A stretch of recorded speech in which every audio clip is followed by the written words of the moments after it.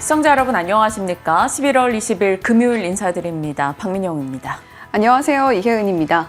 간밤 미국 증시는 3대 지수가 11월 12일 이후 일주일여 만에 동반으로 상승을 만들어냈습니다. 여기에는 사실 경기 순환주들의 상승세가 돋보였는데요. 엔비디아가 0.5%가량 상승으로 마감하면서 반도체 종목들의 투심을 약간 끌어올리는 듯 했는데 그보다는 주택 지표가 잘 나온 것이 영향을 더 많이 미쳤다라고 보여집니다. 그와 함께 알파벳은 주가 급락을 면치 못했는데 크롬을 분할 매각해야 할 수도 있다라는 위기감 속에서 4% 넘게 내림세를 나타냈습니다. 그와 함께 러시아, 우크라이나 지역을 중심으로 다시 한번 지정 확정 리스크가 고조되면서 국제유가 상승, 비트코인도 사상 첫 99,000달러를 돌파해냈습니다.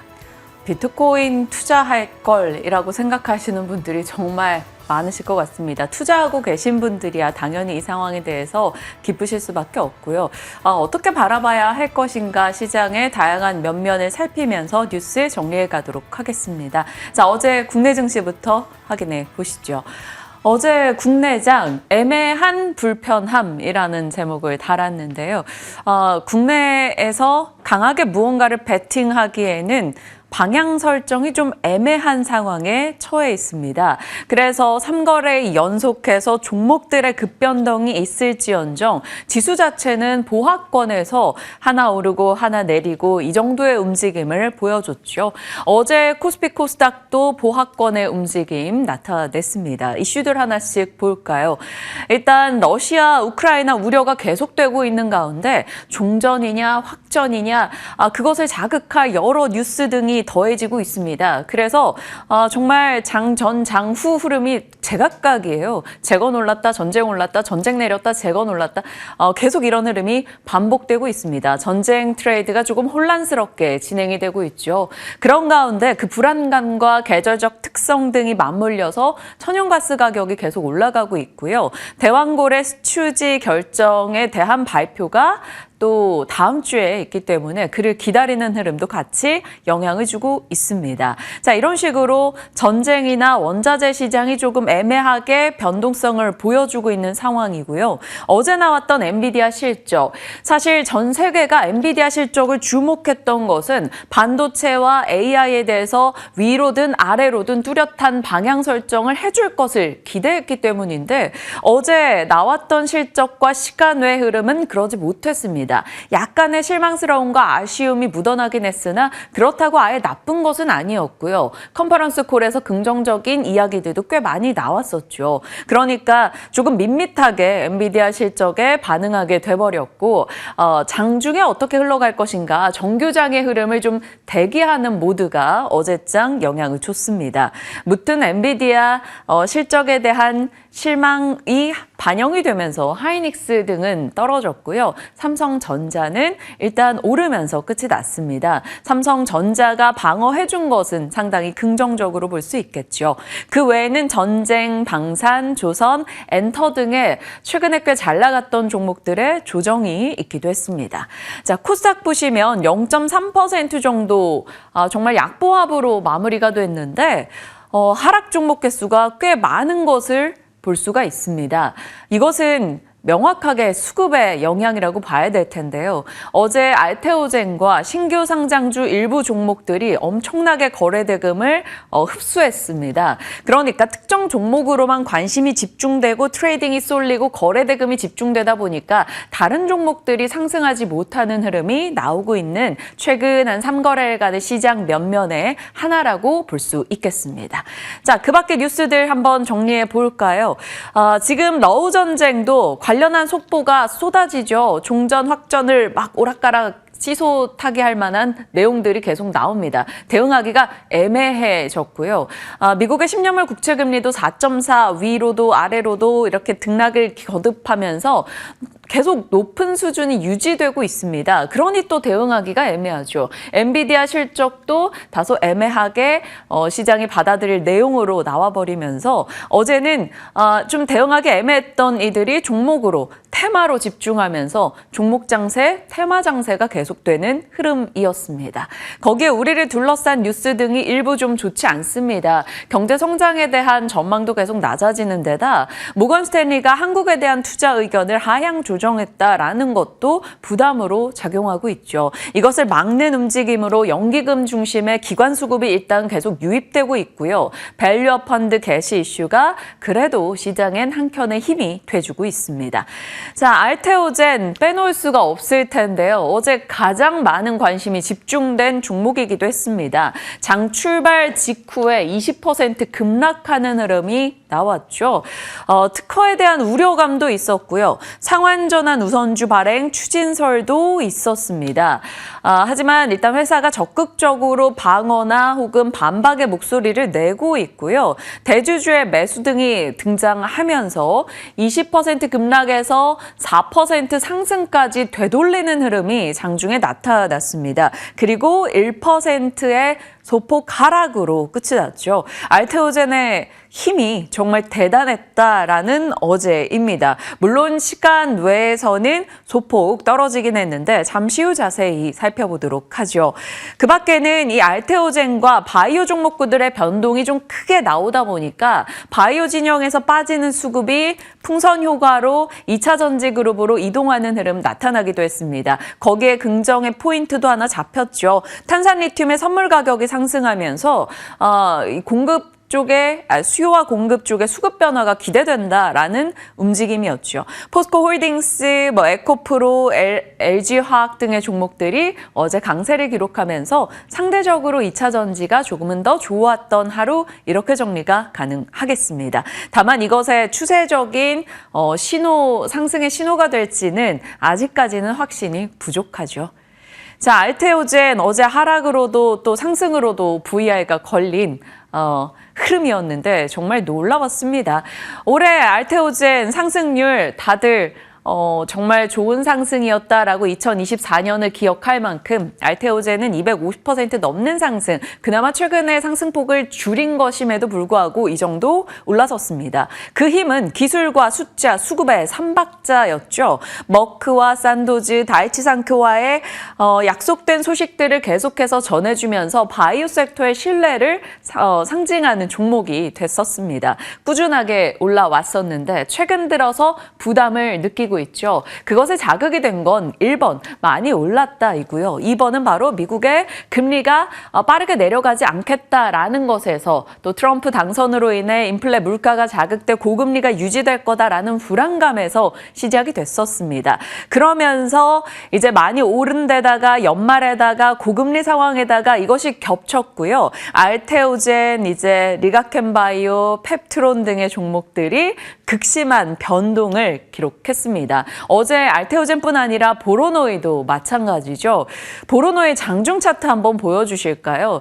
알테오젠이 20% 급락에서 1% 하락으로 마무리가 됐고 보로노이도 26% 급락에서 1%대 하락으로 마무리가 되는 등 기존의 대장 바이오들의 변동이 굉장히 극심하게 나오고 있습니다. 자, 알테오젠의 부담 요소 중에 하나가 주주 배정 유상증자 우려도 그 전 거래일부터 시장이 불안으로 작용했었고요. ALTB4 특허권 관련한 우려도 등장을 했었죠. 이에 대해서 회사나 증권가에서 즉각의 반박의 목소리 등이 나오고는 있습니다.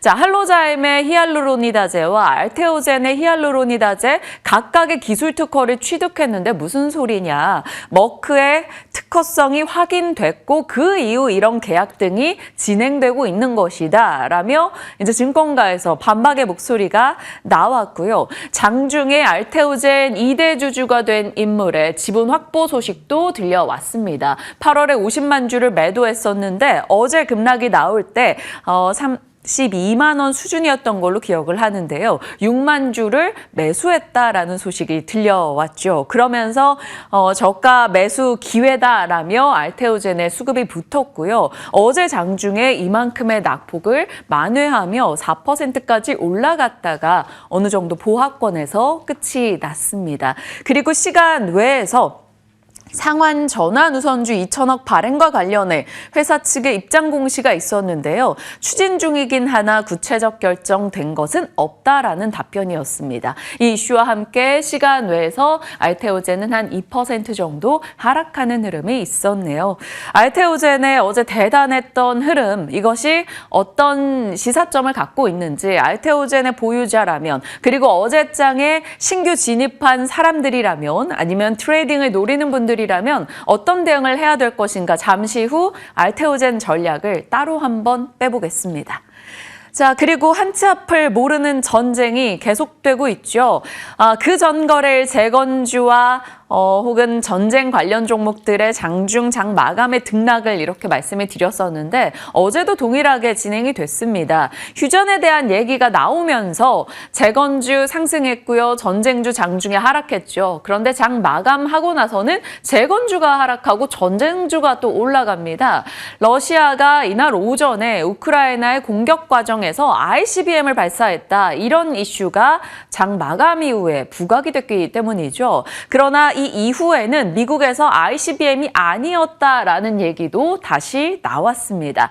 장 마감 이후 밤 사이에도 전쟁 관련해서 재건과 전쟁을 함께 자극하는 내용이 계속적으로 나오고 있어서 전쟁과 재건의 이렇게 트레이딩의 부딪힘 어떻게 받아들여야 될지 그만큼 좀 혼란스러운 시국이 아닌가 싶습니다. 관련해서 트레이딩 하시는 분들이야 이쪽 저쪽 다 기회를 가져갈 수 있기 때문에 정말 발빠른 매매를 하시는 분들의 한한 대응이 가능하지 않나 싶네요. 전쟁 관련 테마 많이 종목까지 나열해서 계속 보여드렸었는데 심플하게 테마만 나열하면 이렇습니다. 방위산업과 보안주, 그리고 이것이 영향을 가스와 석유, 식량, 비료 쪽에 줄 것이고요. 재건으로 본다면 전력, 철도, 로봇, 지뢰, 모듈력 건설, 토목까지 다 들어갈 수 있을 거죠. 이런 지정학적 불안이 계속해서 가중이 될 경우에는 당연히 에너지단에서 조선 영향을 받게 될 것이고요. 물동량 땅에서 해운도 영향을 받겠지만 지금으로서는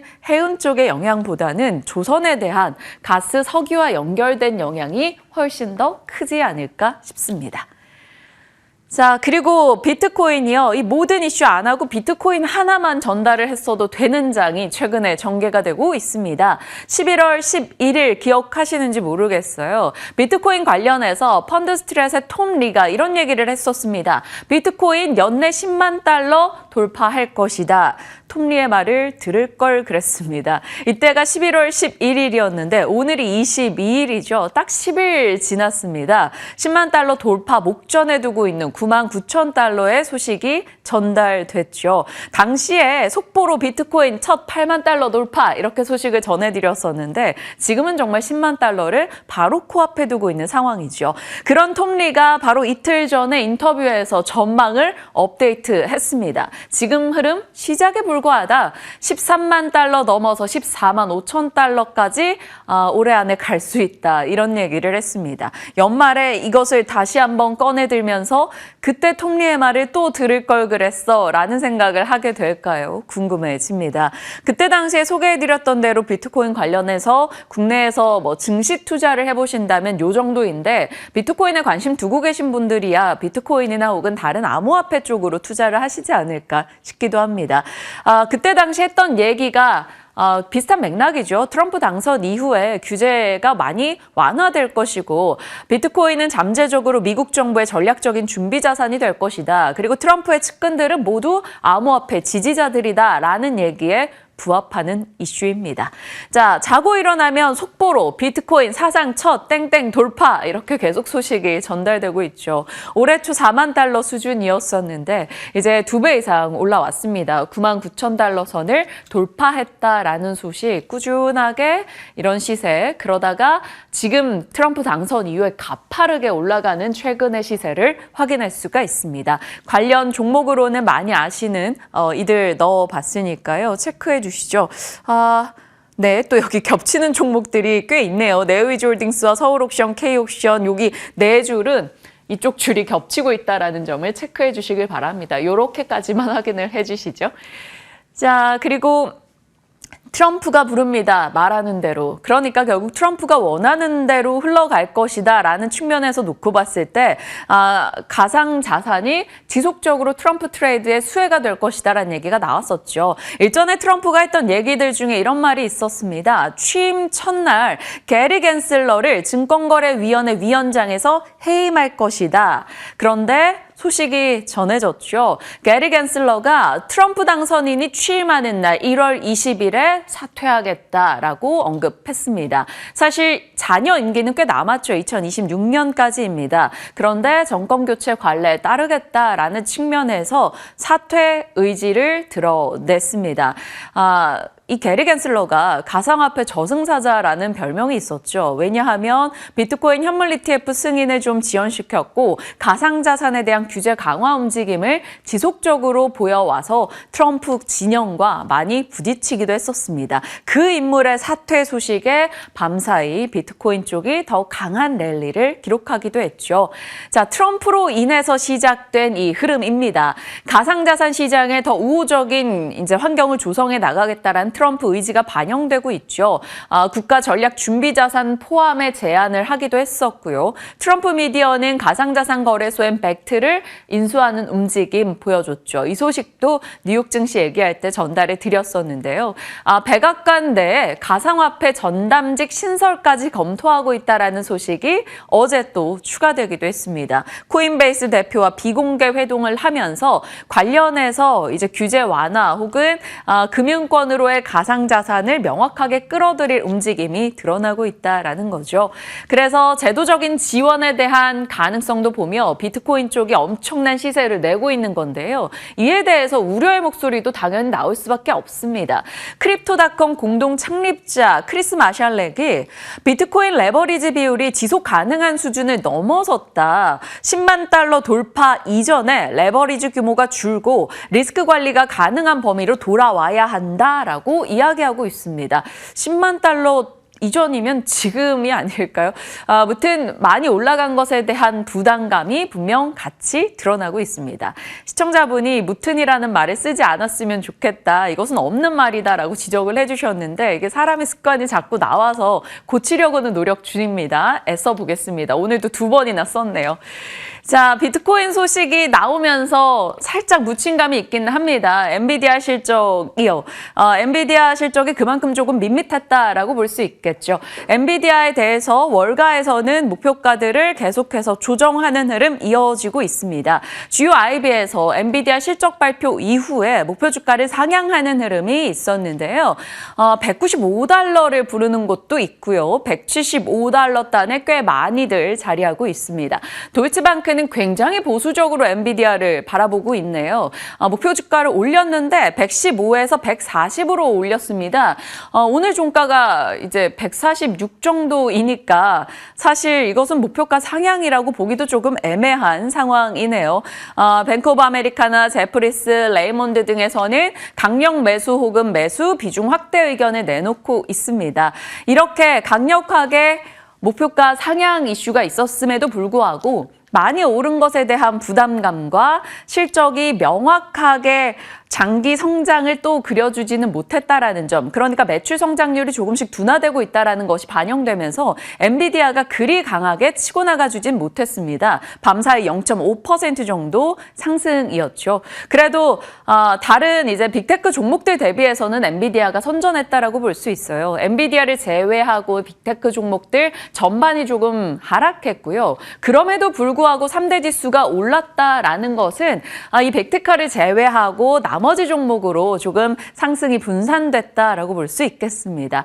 뉴스 측면으로 보신다면 러시아, 우크라이나 뉴스가 혼재되고 있고요. 금리 인하 속도 조절 움직임이 나오고 있습니다. 그러니까 생각했던 것보다 금리를 빠르게 내리지 않을 것이야 라는 것이 CME 패드워치 기준으로 12월 확률에도 이미 반영이 되고 있죠. 거기에 각각 힘을 보태는 지표들도 더해집니다. 실업수당 청구 청구 건수가 4월 이후 최저치를 기록했습니다. 실업수당 청구가 줄었다라는 것은 고용이 강하다라는 것을 뜻하고요. 굳이 그러면 금리를 빠르게 서둘러서 내릴 필요가 없다라는 것을 보여주는 대목이죠. 그 외의 뉴스로는 트럼프 2기 법무장관 지명자였던 게이츠가 자진 사퇴했다라는 소식이 있었고요. 시카고 굴수비 총재 인하속도 더뎌질 것이다.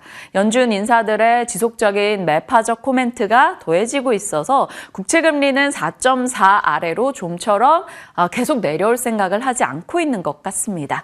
자, 밤사이의 주요 이슈는 앞서 말씀드린 대로 코인 이슈가 되겠죠. 비트코인 10만 달러에 대한 기대.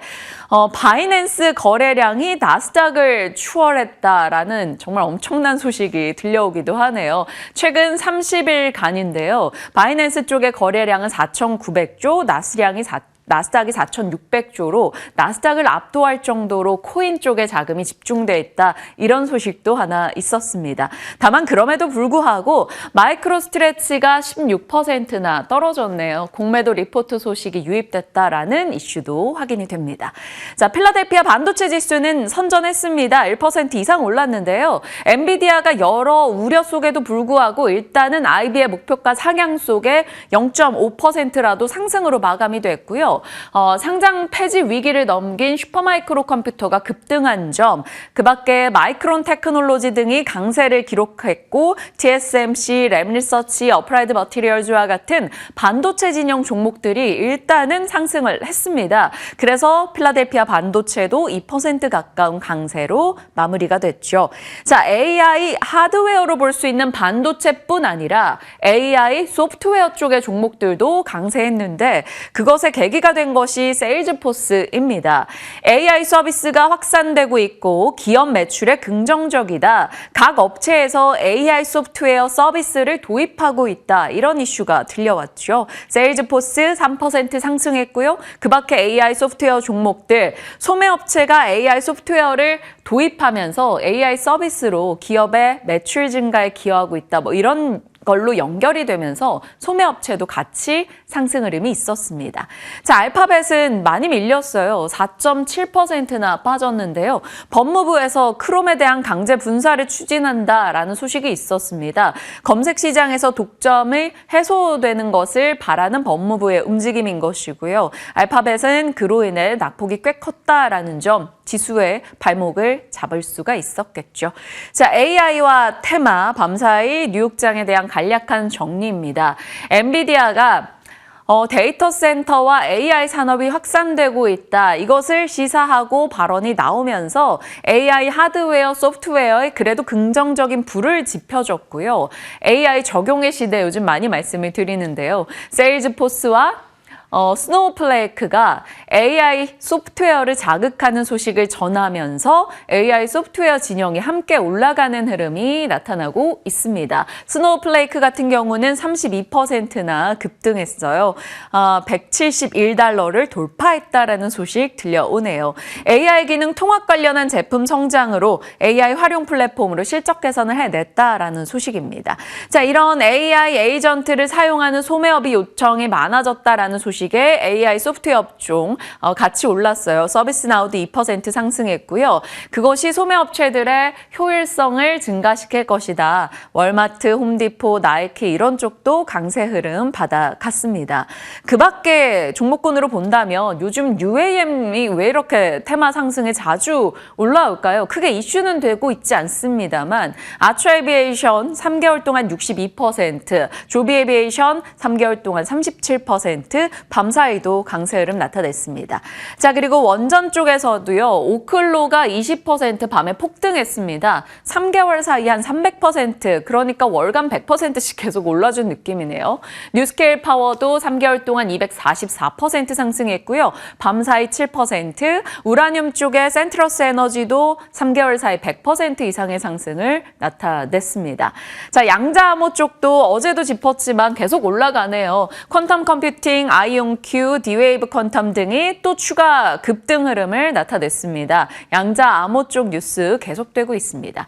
그 밖의 데이터로는 유가가 2% 올랐고요. 미국의 천연가스가 제가 본 시각으로 한 6시경이었는데요. 3% 상승, 연간으로 50%, 월간으로 18%, 계절적 특성, 트럼프 이슈 등이 맞물린 영향이 되겠습니다. 비트코인은 99,000달러 돌파했고요. 스웨덴의 배터리 기업 노스볼트 파산 신청 이슈도 있었다라는 점 체크해 주시죠. 자, 빅테크 말고 다른 쪽으로 흐름이 나왔습니다. 알파벳, 아마존 이런 빅테크 종목들 떨어졌는데 아마존은 반독점 관련한 이슈가 있었고 이 영향에 거기에 자유로울 수 없는 빅테크주가 같이 흔들렸네요. AI 하드웨어 소프트웨어 올랐고요. 원전, 양자암호, UAM, 테마단에서 흐름 나왔네요. 그 밖의 특징주로는 핀더더가 급락했다라는 소식이 있었습니다.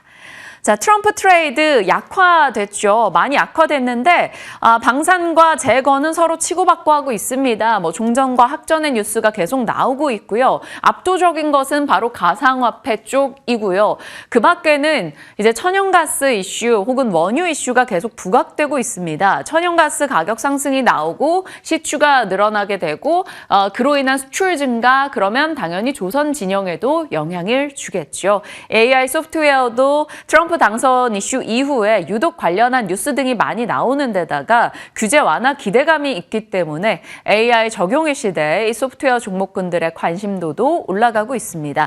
다만 최근 들어서 꽤 오른 단기간에 올랐던 종목들의 조정들도 같이 나오고 있어서 요 정도 이따 체크 정도 해주시고 또 금요일이니 강한 베팅을 하기는 어려울 겁니다. 참고용으로 살펴보시죠. 자, 시장의 흐름들 들여다봤고요. 섹터 뉴스 넘어가겠습니다. 오늘 자세하게 봐줄 분야 어딜까요? 네, 겨울이 되니까 좀 에너지가 떨어진다 이런 이야기들 하시는 분들이 많습니다. 그런데 반대로 시장에서는 에너지 관련주들이 다시 주목을 받고 있는데요. 오늘 정유부터 가스까지 한번 들여다보겠습니다. 저 어스름에 비치는 그림자가 내가 키우던 개인지 아니면 나를 해치러 오는 늑대인지 알 수가 없다. 이러한 시간대를 개와 늑대 시간이라고 표현을 합니다. 아무래도 이 정유 기업들이 트럼프 2.0을 맞이하는 마음이 꼭 이렇지 않을까라는 생각이 드는데요. 지금 현재 정유 기업들의 경우에는 트럼프 2.0이 강하게 드라이브를 걸고 있는 화석연료 규제 완화에 대한 부분들이 긍정적으로 작용을 하게 될지 또는 기업에 부정적으로 작용하게 될지 여러 가지 셈법을 적용하는 중인 것 같습니다. 석유 가격이 내려갈 것이다라는 기대감은 있습니다만 관세에 대한 부분들이 있기 때문에 이러한 부분들이 정유 기업들의 발목을 또 한 번 잡는 것은 아닌가에 대한 우려도 있고요.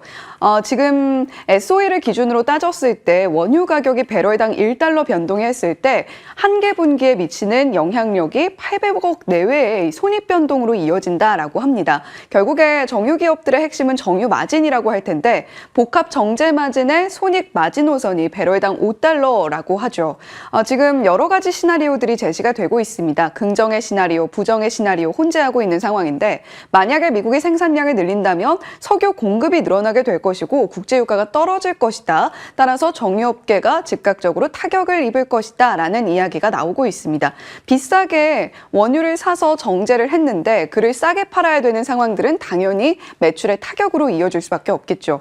자, 그런데 이러한 부분들이 만약에 업황 개선으로 이어지게 된다면 정유업계는 결국 긍정적으로 흘러가게 될 것이고 2014년의 사례를 가지고 와보면 원유 가격이 100달러에서 한 40에서 50달러로 뚝 떨어진 이력이 있습니다. 이때 초반에는 정유 기업들이 2조 원가량의 적자를 기록을 했는데 수요 증가로 인해서 정제 마진이 개선되는 모습을 보여줬죠. 한 개 분기 만에 회복이 됐습니다. 자, 그렇다면 또 다른 부정의 시나리오, 고관세 정책으로 인해서 미중 무역 분쟁 당시에 글로벌 석유 제품 수요가 위축됐다라는 부분들, 트럼프 2.0을 복잡하게 바라볼 수밖에 없게 되는 그러한 포인트가 되겠습니다. 자, 그리고 다시 긍정의 시나리오로 돌아오면 중동산 원유보다 미국산 원유가 싸게 들어오게 된다면 원가 절감에 대한 긍정적인 요소가 있을 수도 있다라는 이야기 들려오고 있죠. 자, 그리고 트럼프 2.0 시대를 맞아서 드라이브를 강하게 걸고 있는 마치 테마주 중에 하나가 되지 않을까라는 이야기를 하고 있는 한화그룹의 경우에는 싱가포르 해양설비 제조업체입니다. 다이나맥 인수가 마무리됐다. 하겠다라는 소식도 들려오고 있으니까요. 지금 뭐 시나리오가 어떻게 되던 간에 한화그룹은 본인만의 루트로 계속해서 길을 나아가고 있다, 개척하고 있다라는 부분은 확실하게 보여지고 있는 것 같습니다. 자, 그렇다면 지금 정유업계들의 실상은 좀 어떨까? 중요 정유 4사의 3분기 영업이익을 살펴보면요. 전년 동기 대비 모두 일제히 적자 전환을 했습니다. 이렇게 4사가 모두 적자를 나타낸 것은 거의 이례적이다라고 이야기를 할 수가 있겠고요. 만약에 트럼프 이기에 대응을 하면서 원유 수입을 늘린다라고 가정을 했을 때의 상황을 좀 들여다보겠습니다. 지금 미국산 원유 비중을 16.7%가량 달하고 있는데 이를 한 20에서 30%까지 끌어올린다는 게 지금 정유 기업 정유 4사 그리고 정부가 하고 있는 구상입니다. 물류비와 관세를 합치면 결국 싸게 들여오더라도 중동산과 비슷하지 않겠느냐라는 추산이 되고 있고요. 중동산과 미국산의 경우에는 중진류 그리고 경진류라는 차이가 있기 때문에 도입 물량이 늘어나게 되면 설비 변경에 대한 비용 부담이 생길 수 있다는 점은 감안을 하셔야 되겠습니다. 만약에 수요가 자극되고 원유를 싸게 들여오게 되더라도 일시적으로 들어갈 수밖에 없는 비용은 분명히 있다는 점은 참고를 하셔야 되겠다는 이야기죠. 자, 그렇다면 천연가스 쪽은 어떨까요? 최근 들어서 천연가스 선물 가격이 크게 오름세를 보이고 있습니다.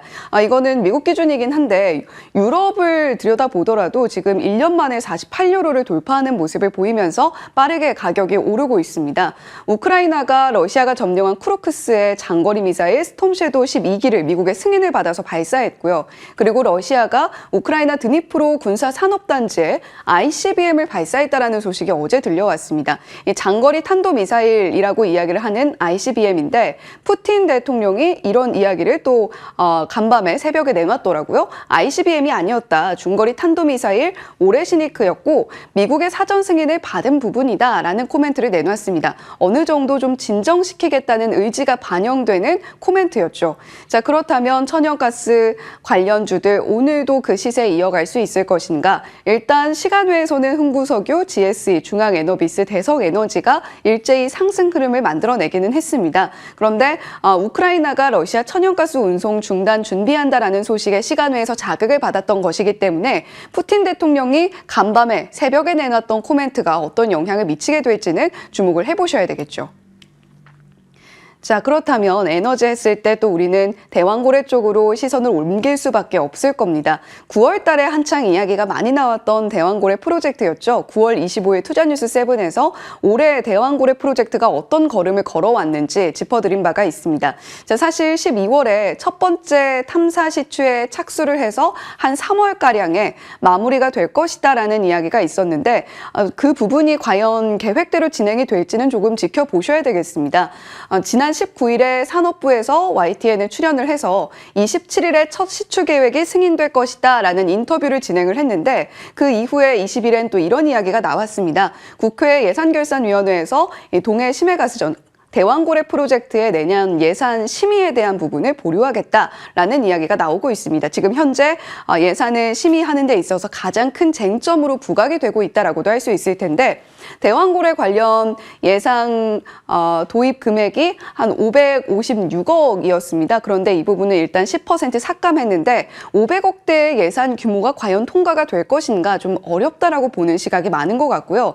산업통상자원부와 석유공사가 시추 계획을 5회로 잡고 있습니다. 각 시추마다 들어가는 필요 예산이 1,000억 원가량인데 산업부와 지금 석유공사가 반반으로 부담을 하려고 하고 있죠. 그런데 석유공사는 지금 자본 잠식 상태에 들어가 있습니다. 이에 따라서 만약에 500억가량의 이 예산 수준이 가만히 되지 못한다면 첫 시추가 12월 달에 예상대로 이루어지지 못할 수도 있다는 우려감이 반영되고 있다는 점은 참고를 해보셔야 되겠죠.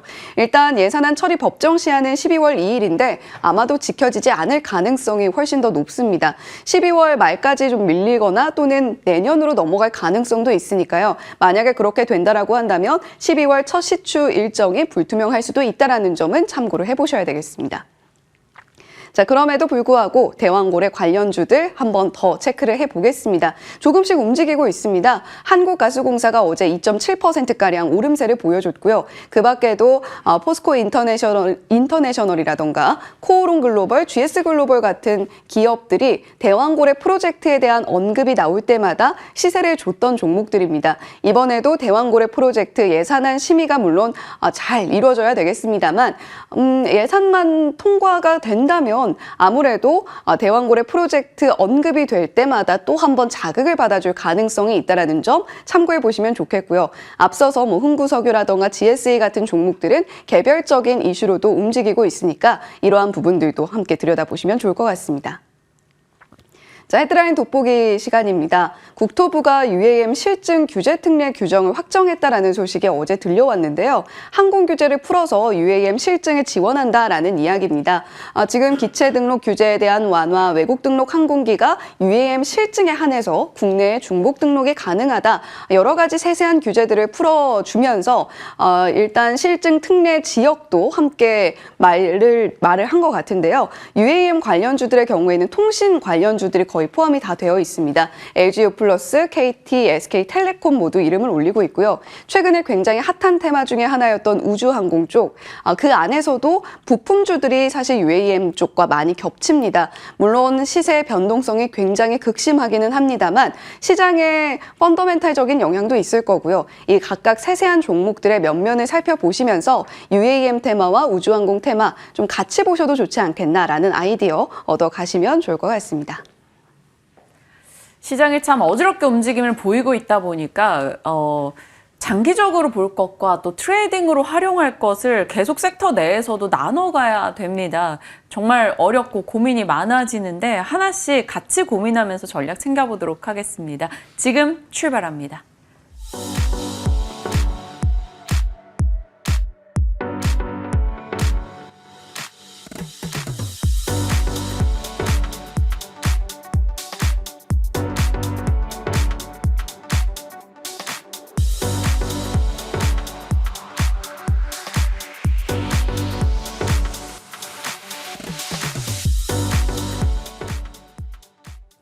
네, 글로원 파트너스 이성웅 이사님과 시장 분위기 살피겠습니다. 어서 오세요. 네, 안녕하십니까. 안녕하십니까. 엔비디아 실적을 거의 FOMC만큼 이제 막 중요하게 막 기다리고 대기하고 있었는데 생각보다 좀 밋밋한 반응이 나왔습니다. 네. 하지만 그럼에도 불구하고 엔비디아가 시사하고 갖고 있는 의미가 퇴색되진 않겠죠. 엔비디아 실적 관련 이후 반도체 진영의 전략 좀 전해주세요. 엔비디아 실적 발표를 두고 제가 바라봤던 건 매출 총이익률이 어느 정도 나오는지, 그 다음에 다음 분기의 실적 추정치, 그 다음에 가장 중요하게 봤던 게 내년에 대한 실적 추정치의 조정이었어요. 그다음에 전반적인 컨퍼런스 콜의 분위기까지 한번 봤습니다. 생각이 들었던 부분은 여전히 수요 부분의 우위는 명백한 거고요. 다만 여기에서 가속기와 관련해서 학습용 가속기 같은 경우는 새로운 진입이 쉽지는 않은 것 같아요. 이미 엔비디아가 가지고 간 시장이고요. 네. 출원용과 관련된 부분이 다른 시장 진입자가 나타난다라고 하면 이제는 가격의 하락이 수반이 될 수 있겠죠. 그 우려를 내년엔 좀 안고 갈 것으로 보입니다. 즉 엔비디아의 방향은 긍정입니다. 그 다음에 그와 연결돼서 TSMC의 방향도 긍정인데 HBM과 관련해서는 수요 초과임은 맞는데요.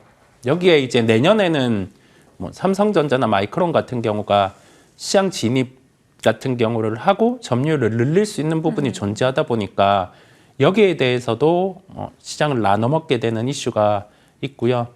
범용 반도체 쪽이죠. 낸드 디램은 가격이 꺾였습니다. 그렇다 보니 여기에서는 약간의 치킨 게임 형태가 나타날 수 있어요. 그래서 대형 반도체주 우리나라 종목들 같은 경우는 트레이딩 관점이고 가격대 들어왔을 때 보는 쪽으로 무게를 둡니다. SK 하이닉스 기준으로는 한 15만 원대 정도. 그 정도 들어왔을 때 매수해서 들고 가는 대응보다는요. 한 20-30% 정도 상승하면 차익 실현해주고 그런 식의 대응 부분을 열고 사이클 주식이라는 명목에서 이 사이클에 주기를 놓고 보면 거의 꺾이는 상황 그렇게 판단하시면 되겠습니다. 네. 삼성전자의 추가 매수를 생각하시는 분들이 꽤 있으실 텐데 그건 어떻게 생각하세요? 저번에도 말씀드렸어요. 이게 개인 투자자분들의 시각에서 저는 고민을 해봤습니다. 이걸 삼성전자를 추가 매수하거나 또는 신규 매수하기보다 조금 더 손익비가 높은 쪽 같은 경우 리스크 대비 리턴이 높은 쪽의 종목을 찾는 게 나아요. 삼성전자 같은 경우는 기관 투자자가 시장을 추종하는 펀드를 운용할 때 그때 시장 지수에 맞추기에 편입하는 용도 정도로 보시면 되겠고요. 삼성전자 같은 경우는 변동성이 적기 때문에 우리가 특정 타이밍을 잡아서 한 대량으로 또는 레버리지를 통해서 수익을 수취하는 플레이는 가능한데 그건 그냥 뭐 기관 투자자 스타일로 열어두는 거고요. 개인 투자자분들께서는 조금은 고베타에 대한 고민도 해볼 필요가 있어요. 종목들의 일변동성이 크다 보니까요. 그래서 삼성전자에 대해서 뭐 추가 매수나 또는 신규 매수 같은 경우 제 주관을 대입해서는 좀 다른 종목을 보는 게 낫다라는 말씀을 드립니다. 네. 리스크와 리턴을 놓고 고민할 때 지금 참 고민되는 종목 중에 하나가 알테오젠이 아닐까 싶습니다. 사실 많이 오래 올라왔음에도 불구하고 그 상승에 대해서 불안감이 다른 종목들 대비는 낮았어요. 네. 실제로 뉴스들이 굉장히 많았고 증명해주는 내용도 같이 전해졌기 때문이죠. 호재성 이슈 이후에 금리 불안, 차익 실현 압박, 또 연말이라는 점, 그리고 갖가지 노이즈가 등장할까 두려워서 네. 급변동의 흐름이 요즘에 나오고 있습니다. 그럼에도 불구하고 어제 장중에 20% 급락은 과했다라는 판단에 빠르게 이제 그게 만회가 됐는데 어제 알테오젠의 시세를 두고 저희가 추론할 수 있는 의미는 어떤 게 있을까요? 변동성이 커졌다는 의미입니다. 그 다음에 우리가 어떤 종목이든 주가를 바라볼 때 추세란 걸 바라봐요. 네. 그런데 이 추세가 훼손이 됐고 그러면서 어제는 변동성까지 커진 상황이에요. 펀더멘탈 자체는 변하지는 않았어요. 네. 뭐 여전히 지속적인 부분은 인정을 하나 주가를 바라보는 시장 참여자는 여기에서 변동성을 야기하고 차익 실현을 하고 손바뀜이 나타나서 받은 주체는 주가를 더 올리고 싶어 하겠죠. 하지만 변동성, 그다음에 이 변동성 같은 경우는 여진이 또 따른다는 점이에요. 변동성이 감내 가능한 분들은 뭐 저가 매수는 아니죠. 매수해서 가지고 갈 수 있는 거고요. 각 기준에서 이 변동성이 감내 안 되고 추세를 바라보는 시장 참여자 같은 경우는 저는 차익 실현을 했을 거라 생각이 듭니다. 그래서 제 기준에서는 알테오젠 같은 경우는 당분간은 유보하고 나머지 제약바이오 같은 경우도 유보하고 좀 한동안 시장을 바라보는 걸로 말씀을 드립니다. 리가켄바이오 기존에 유망주셨는데 그 종목도 그러면 갖고 계신 분들은 정리를 해야 되는 걸까요? 네, 이제는 정리하시고 차익 실현하시면 되겠습니다. 바이오에 대해서도 이들이 훼손된 것은 아니냐 추세적인 흐름을 놓고 봤을 때 이렇게 변동이 극심화되는 것에서는 살짝 물러날 필요가 있다라는 의견들을 꽤 많이 요즘 받고 있습니다. 참고해 보도록 하죠. 자, 알테오젠 혹은 리가켄바이오 이런 종목군들 많이 궁금하셨을 것 같아서 짚었고요. 추가적인 코멘트 하나만 여쭤볼게요. 시장단에서 지금 비트코인 얘기 안 할 수가 네. 없어서요. 이제 10만 달러 돌파 임박한 느낌입니다. 물론 그를 앞두고 수월이 넘을지 어떨지는 봐야겠지만요. 관련해서 이제 물론 제가 생각하는 이사님은 그냥 비트코인을 사시라고 하실 것 같은데 네. 유망하게 본다면 이제 종목은 어떻게 바라볼까요? 비트코인 된다라고 생각하면 비트코인이 된다 생각하면 우리가 여기에 대해서 근거를 한번 고민해 네. 보는 겁니다. 기축 통화에 준할 수 있는 정책이 나올 수 있는 구조와 함께 수요까지 더해지고 있어요. 그러면 여기에서는 비트코인을 해봐야 되고 약간 야수의 심장을 가지신 분들은 레버리지도 쓸 수 있겠죠. 이게 된다 생각하면요. 그렇게 해보는 것이고요. 관련된 종목 본다라고 하면 우리나라에서는 우리 기술 투자 이런 종목들이 좀 편하기는 합니다. 그런데 우리는 어떤 자산을 보든지 이 투자의 관점을 대입해서 보면 위험이 따르는 것이고 불확실성이 따르다 보니까 리턴이 큰 쪽을 택해야 되잖아요. 네. 그렇다 보니까 맞아요. 직접 비트코인 투자를 이참에 해보시는 거죠. 네, 이참에 해보시는 걸로 말씀드립니다. 네. 이사님이 항상 이제 우량주 얘기를 제가 질문을 드리지만 우량주 외에도 이제 미국 시장, 코인 혹은 이제 개별 종목에 대한 전략을 정말 다양하게 소화해 주셔서 항상 이렇게 꼬리 질문이 제가 끝도 없었던 것 같습니다. 요즘에 표준어 공부하고 계시다고 하셨는데 점점 많이 표준어를 쓰고 계신다고 생각을 했었는데 맞아요. 이렇게 거기서 살짝 아직 더 공부하시겠구나라는 생각이 들었습니다. 네, 맞습니다. 네. 자, 이렇게 시장에 대한 얘기 또 금요일이라서 약간 이렇게 좀 편안하게 풀어보기도 했고요. 이제 전쟁 관련해서 좀 영향이 있다라고 봐야 되겠죠. 에너지 단으로 넘어가 보겠습니다. 전쟁 앤드 트럼프 트레이드 가치 영향권에 들어서요. 네. 가스가 오늘 아침에도 확인을 해보고 매일 확인하지만 미국과 유럽 천연가스 가격이 한 달 사이에 꽤 많이 올라가고 있어요. 그죠. 그래서 시세적으로만 일단은 전하긴 했었는데 오늘은 헤어난코가 자세히 잡아줬습니다. 이제 가스, 조선, 피팅 밸브 최근에 분위기 나쁘지 않은데 어떻게 보십니까?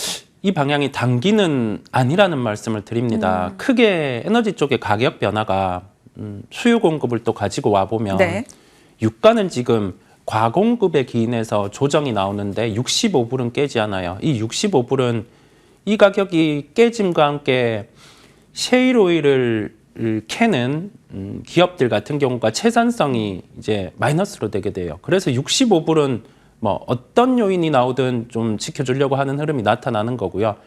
유가가 빠지게 되면은 이거를 원재료로 쓰는 천연가스 같은 경우는 유리하죠. 그런데 새로운 미국 정부에서 LNG의 수출을 늘린다라고 하고 그다음에 여기 더해져서 천연가스와 관련된 우호적인 인사 같은 경우가 배치가 됐습니다. 그러면 우리가 생각해 볼 게 에너지가 지금 수요 공급을 또 가지고 와서 과공급 상황이라고 하면 천연가스가 이렇게 오르지는 않겠죠. 재고가 많은데 이게 과수요 상황이죠. 우리가 늘 봐왔던 AI를 탑재한 데이터 센터로 인해서 에너지는 필요로 하고 그래서 소형모듈 원전은 중장기 시간이 걸리다 보니까 이거 갭을 메워줄 수 있는 게 원래는 신재생 에너지인데 이번 정부의 정책과는 반하다 보니까 이를 메워줄 수 있는 게 단기로는 천연가스입니다. 그렇다 보니 우리가 뭐 복합 화력 발전이나 아니면은 전기 터빈이나 이런 사업들을 하는 우리나라 기업 또한 관심을 가져야 된다는 말씀을 드립니다. 네, 그런 기업이 어딘지는 잠시 후에 좀 공개해 주시지 않을까 싶기도 합니다. 미국에서 결국 트럼프가 부족한 돈들을 LNG 수출로 많이 메꿀 거다 이런 얘기가 있고 그 수출을 하려면 결국 그 운송의 측면에서 뭐 조선 이런 쪽도 같이 관심을 가지자 이런 스토리들이 꽤 많았었는데 그만큼 LNG가 지금 트럼프 당선 이후 하나의 키워드가 돼가고 있는 건 분명한 것 같습니다. 관련해서 어떤 종목을 봐야 될지 오늘의 탑픽도 LNG와 관련해서 연결된다고요? 네, 연결해서 지역난방공사라는 종목을 말씀드리려고 합니다. 이게 밸류업과 관련해서 수급이 들어올 수 있는 점이 한 가지 있고요. 그 다음에 밸류업에 수급 많이 있다라고 하면 종목은 그냥 배제를 하는데 LNG 가격이 상승하고 있다 보니까 천연가스 가격이 상승하고 있다 보니까 이는 연동된 LNG 단가 같은 경우에 상승이 고려됩니다. 그러면 해당 기업 같은 경우는 이제 에너지 가격이 하락할 때, 즉 유가가 하락할 때 유리하고요. 연료금, 즉 LNG 가격이 올라갈 때 연동해서 유리하게 됩니다. 원가 빠지고 수익 좋아지고 그러면서 이제 2년 만에 배당이 가능할 만큼 수익이 발생했다 보니까요. 물론 이 부분은 국가에서 정할 텐데 아마 밸류업 기조를 중심으로 해서 배당이 가능할 것으로 보입니다. 그렇다 보니 약간 편하게 접근이 가능하고 그다음에 배당주를 보는 시즌이기도 하죠. 뭐 계절성까지 함께 말씀을 드려봅니다. 목표가는 55,000원을 제시해드리고요. 손절가는 4만 원을 제시합니다. 55,000원의 목표 라인 설정해 주셨습니다. 자, 하나만 AS하죠. 밤사이 미국에서 또 오클로가 20% 급등이었어요. 계속 원전 얘기 여쭤볼 때마다 그냥 오클로 얘기하셨었는데 오클로, 뉴스케일 파워 다 잘 갔단 말이죠. 그래서 관련해서 원전 얘기하고 싶은 게 오늘 또 원전 관련한 정부 일정도 있어서요. 원전주들 AS 부탁드립니다. 달리는 말에서 내리면 말은 계속 전진해서 가죠. 잡아도 돌아오지 않습니다. 네, 그런 것처럼 달리는 말에선 내릴 필요가 없겠습니다. 오클로, 국내는요? 국내 또한 뭐 BHI를 타픽으로 보시면 되겠고요. 주가 시세 낮잖아요. 뭐 미리 진입하신 분들은 시세를 누리는 그런 시기가 단기가 아니라 이거는 약간 긴 주기 2, 3년 이어질 수 있다 보니까 예, 짧은 시세에 너무 변동성에 이렇게 우려하지 마시고 대세는 언제나 나아갈 방향대로 가니까 그대로 누리시면 되겠습니다. 네. 답변 참고해서 시장 잘 체크해 나가도록 하겠습니다. 한 주 고생하셨습니다. 이성우 이사님 여기서 보내드릴게요. 고맙습니다. 네.